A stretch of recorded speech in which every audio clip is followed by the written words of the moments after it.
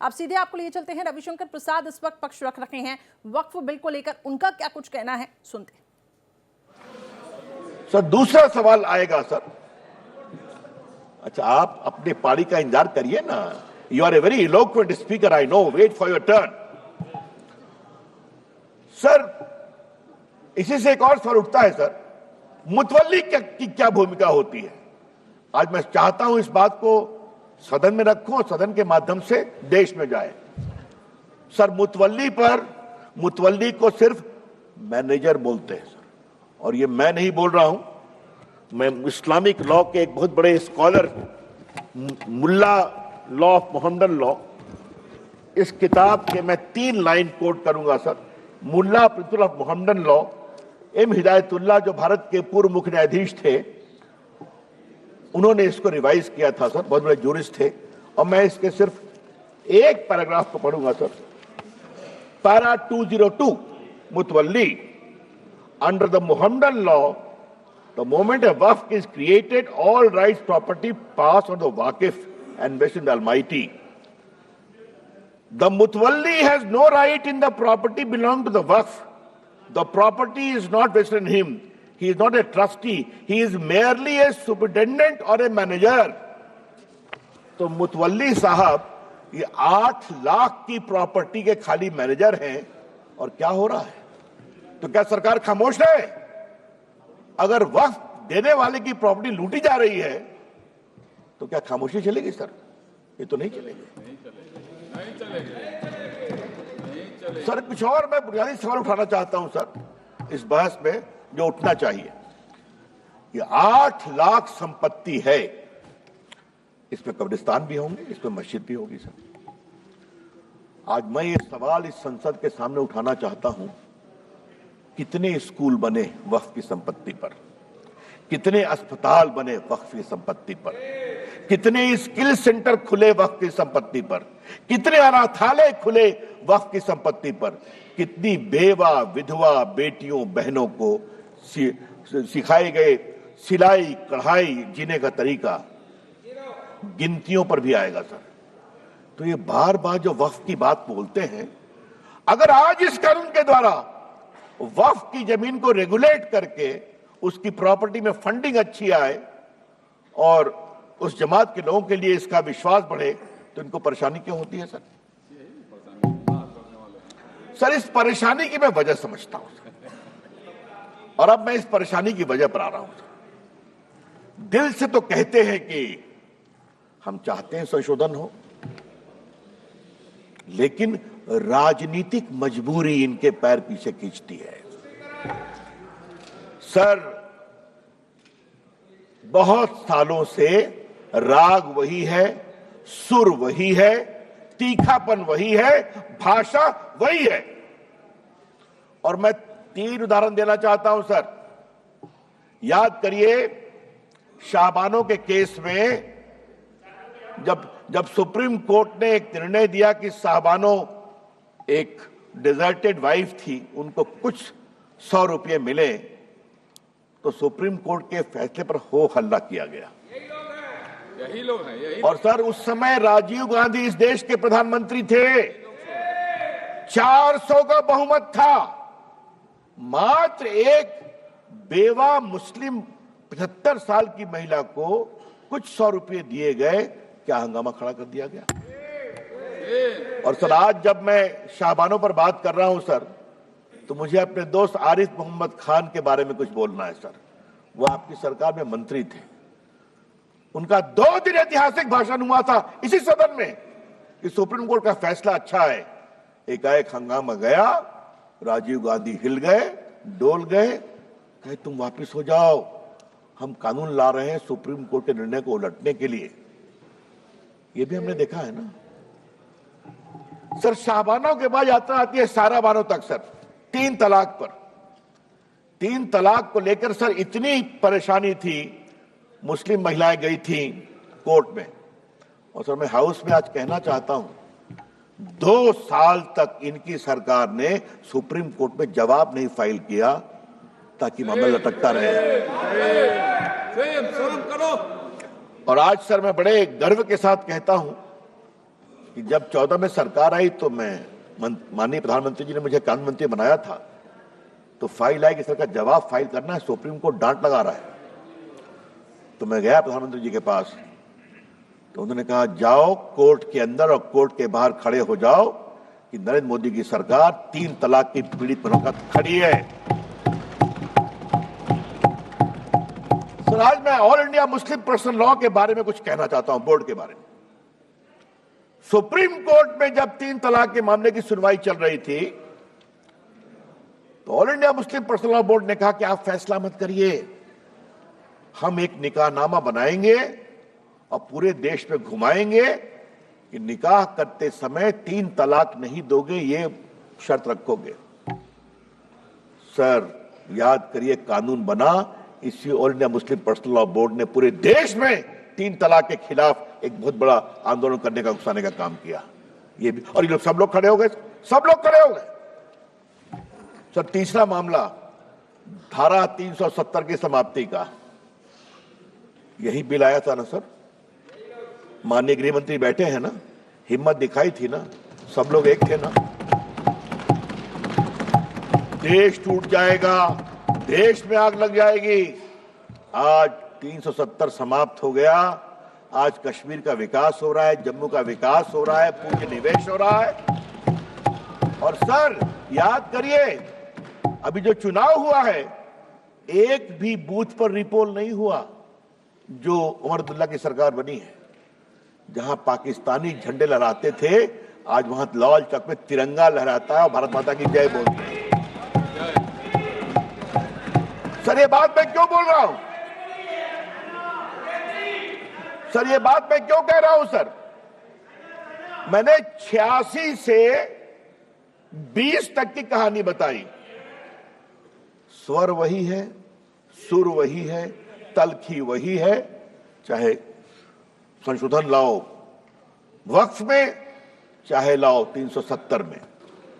तो हम ये भी कहना चाहते हैं कि अब ये नहीं चलेगा, और बड़ी जिम्मेवारी से कहना चाहता हूं।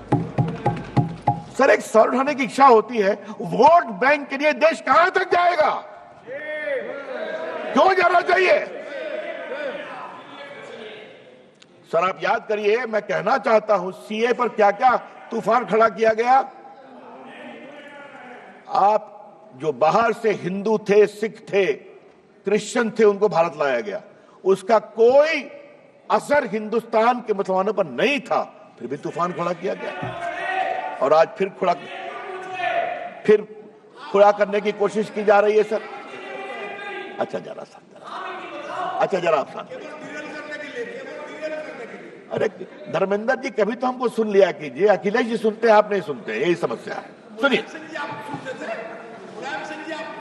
सर, इससे जुड़ा एक और बड़ा सवाल है सर, और वो सवाल मैं उठाना चाहता हूं। मुस्लिम जमात इस देश के लोग हैं, जितना हिंदुओं का उतना आपका है, कोई शक नहीं है। लेकिन मुस्लिम जमात के आदर्श कौन होंगे? क्या मुस्लिम जमात के आदर्श वोटों की दलाली करने वाले, सौदागरी करने वाले होंगे? अगर ये है तो ये देश को स्वीकार नहीं होगा। हम बहुत विनम्रता से कहना चाहते हैं, मुस्लिम समाज के आदर्श होंगे मौलाना अबुल कलाम आजाद, डॉक्टर एपीजे कलाम, अब्दुल हमीद, अशफाकुल्लाह खान, रसखान, कबीर, मलिक मोहम्मद जायसी। जब मोहम्मद शमी फास्ट बॉलिंग करके आउट करता है, पूरा देश ताली बजाता है। और जब सानिया मिर्जा टेनिस में भारत का नाम ऊंचा करती है, हम सभी खुश होते हैं। ये तय करना पड़ेगा। हमें लगा था कि 25-30 साल के बाद वोटों की सौदागरी कुछ बंद होगी, लेकिन अभी तक बंद नहीं है। कभी तो आप लोग निकलिए उससे बाहर। ये देश बदल रहा है और उनकी संख्या देख रहे हैं। कांग्रेस कहां थी, कहां चली आई? अखिलेश जी देखिए आप। और सर एक बात और मैं आज बताना जरूरी है सदन के स्मृति के लिए। राजीव गांधी को 400 सीट मिली, शाहबानों में वो इन लोगों के सामने झुके, उसके बाद आज तक कांग्रेस को बहुमत नहीं मिला। याद करिए आप, देश की हवा कहां बह रही है समझिए अखिलेश बाबू। और हमको आप इतना आलोचना करते हैं, नरेंद्र मोदी जी को एक बार पूर्ण बहुमत मिला, दूसरी बार पूर्ण बहुमत मिला। आप लोगों ने संविधान का कुछ मिसलीड करके धोखाधड़ी करके यूपी में कुछ गड़बड़ किया, जनता को समझ में आ गया तो हरियाणा जिता दिया, फिर आपके महाराष्ट्र जिता दिया, फिर दिल्ली जिता दिया और अब बिहार भी जिताने वाले, निश्चित रहिए आप।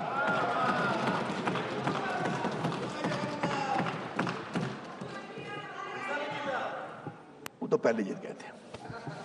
सर मैं आपसे आज इस बहस के क्रम में कुछ और बड़ी बातें कहने की जरूरत है। ये जो 13 का कानून सर बार बार कहा जा रहा है कि अच्छा लगा मुझे उपनेता ने, कांग्रेस ने कुछ कहा कि बदलाव पहले भी हुए हैं। सर आपकी जानकारी के लिए अगर देखें आप, आजादी के बाद 54 में एक्ट आया, 59 में बदलाव हुआ, 64 में बदलाव हुआ, 69 में हुआ, 84 में बदलाव हुआ, फिर 95 में आया। और सर ये रिकॉर्डेड है, अगर आप निर्देश देंगे तो हम प्रस्तुत करेंगे। ये सारा कुछ बदलाव कुछ जमातों के दबाव में आया। और सर 95 कब आया? जब राम जन्मभूमि का आंदोलन चल रहा था।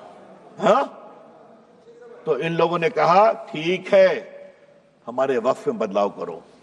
और 13 कब आया? जब इनके हारने का रास्ता खुल रहा था।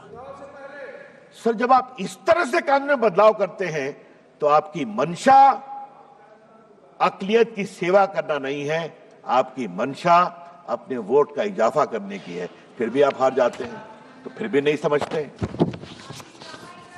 सर अब मैं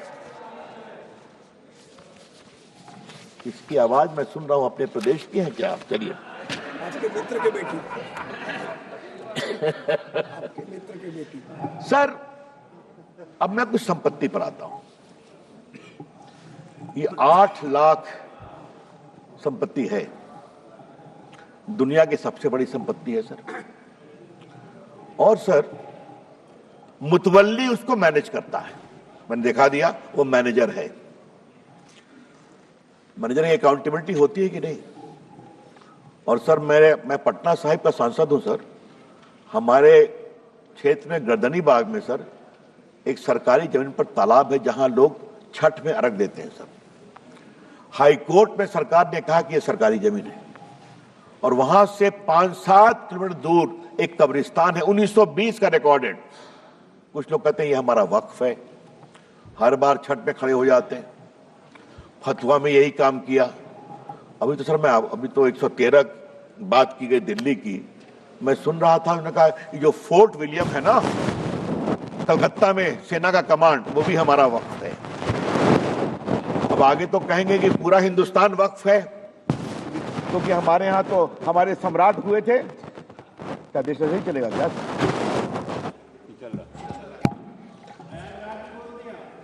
अरे प्रयागराज में बोला, भोपाल में बोला, कहां नहीं बोला, मुंबई में बोला, जहां चले जाइए। सर ये देश ऐसे नहीं चलेगा। और मैं माननीय मंत्री से आग्रह करूंगा, एक बार सदन को विस्तार से बताएं जिस तरह से वक्फ का दावा किया गया, उसका दावा करने वाले कौन थे। और थोड़ा गहराई में जाएंगे, हम लोग भी देश घूमते हैं, तो मैनेजर साहब की बिल्डर से साठगांठ हो गई और वहां पर बिल्डिंग खड़ी हो जाती है। ये सच्चाई नहीं है क्या? वक्फ इसके लिए नहीं होता है। इसलिए ये पूरा बदलाव सर जरूरी है सर। सर मैं एक बात और कहना चाहता हूं इस कानून के संदर्भ में,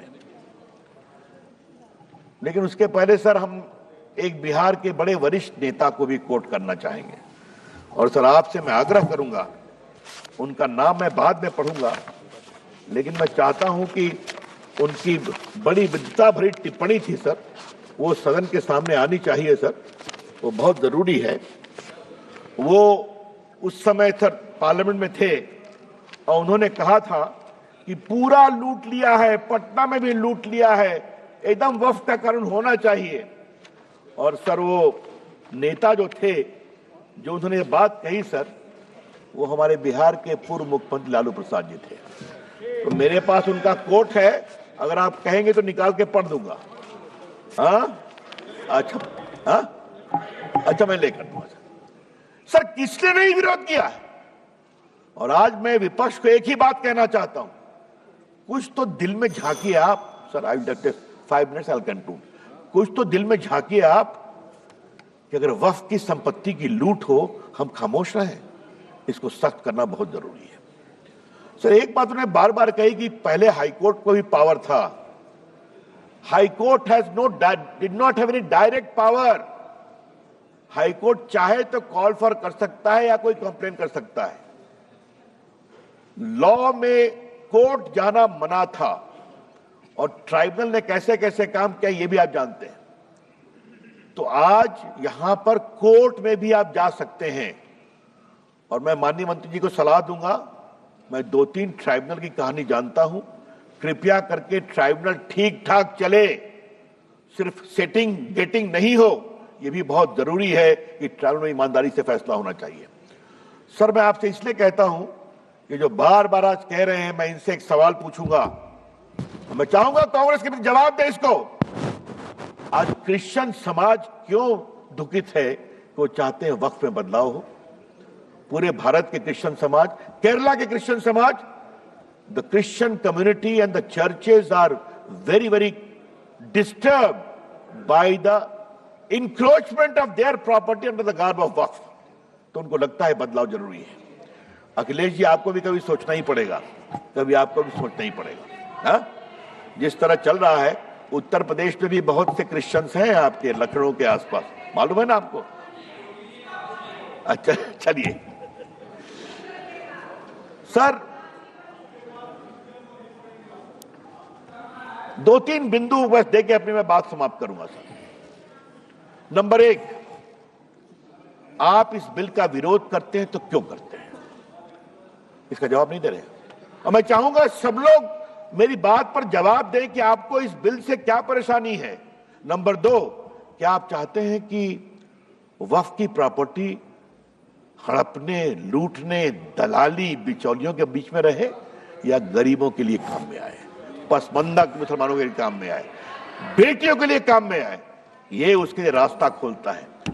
और सर तीसरी बात, इस बिल में बड़े बड़े नामी गिरामी मेंबरान पार्लियामेंट, जूरिस्ट, रिटायर्ड जजेस, महिलाएं, सिविल सोसाइटी सब आके देखने वाली है। तो आपको शर्मिंदगी किस बात की है? सर एक बात मैं विनम्रता से कहूं, परेशानी किस बात की है? मैनेजर साहब के ऊपर कंट्रोल नहीं होना चाहिए, मुतवल्ली के ऊपर कंट्रोल नहीं होना चाहिए। तो ये नरेंद्र मोदी जी की सरकार है। इसी all India personal law board ने क्या कहा अभी, जब आपके इफ्तार में नहीं जाएंगे, मैं नाम नहीं लूंगा, संजय जायसवाल समझ रहे हैं मैं क्या कहना चाह रहा हूं। कहा था ना इन लोगों ने, क्या इफ्तार में नहीं जाएंगे, आपको बुलाएंगे भी नहीं। तो मैं उनसे बड़ी विनम्रता से कहूंगा, आपके वो दिन लट गए जब आप वीटो लगाते थे। ये नरेंद्र मोदी जी की सरकार है, विकास के लिए हर काम करेगी। और बस सर एक अंतिम बात कह के अपनी बात समाप्त कर रहा हूं, बस एक पॉइंट। हमारे ऊपर इन्होंने बहुत आरोप लगाया, एक लगाते हारते जा रहे हैं, फिर भी भाषा वही है। लेकिन सर मैं एक बात कहूं, अगर नरेंद्र मोदी की सरकार कहती है सबका साथ, सबका विकास, सबका प्रयास, तो ये बात को हमें गर्व है। अगर गैस दिया तो क्या हिंदू मुसलमान में कोई फर्क किया? अगर शौचालय बनाया तो कहा हिंदू मुसलमान में फर्क करना है? अगर सड़कें बनी तो क्या ये कहा कि मुस्लिम गांव से सड़क नहीं जाएगी? वोट दो या न दो, हम जब सत्ता में हैं तो पूरे हिंदुस्तान को एक नजर से देखेंगे। सर जिस प्रदेश से हम आते हैं, जहां से गिरिराज जी भी आते हैं, वहां एक बहुत बड़ा चलता है मामला सर, इन्ने सड़क मत बनाही, यहाँ वोट ना मिल रही है ना। ये हम नहीं करते, हम सबको एक नजर देखते हैं, वोट दो या न दो। इसलिए कभी कभी आप कुछ तो हमसे सीखिए, ये देश के हित में है सर। मैं मोदी जी का अभिनंदन करता हूं, मंत्री जी का अभिनंदन करता हूं, गृह मंत्री जी का अभिनंदन करता हूं। हम ये बदलेंगे देश के लिए, अक़लियत के लिए, खवातीनों के लिए। बहुत बहुत धन्यवाद। धन्यवाद।